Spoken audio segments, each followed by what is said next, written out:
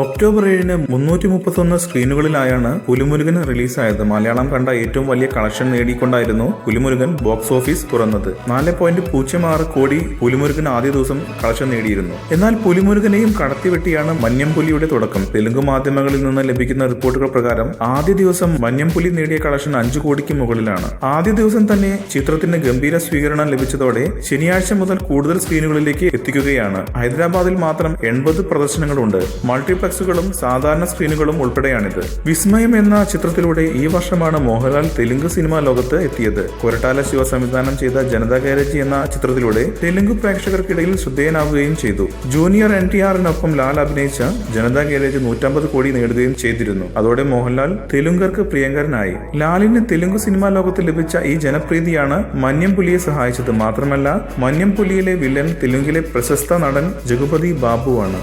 കൂടുതൽ സിനിമാ വാർത്തകൾക്കും വിശേഷങ്ങൾക്കും ഇപ്പോൾ തന്നെ സബ്സ്ക്രൈബ് ചെയ്യൂ മലയാളം ക്രിയേഷൻസ്.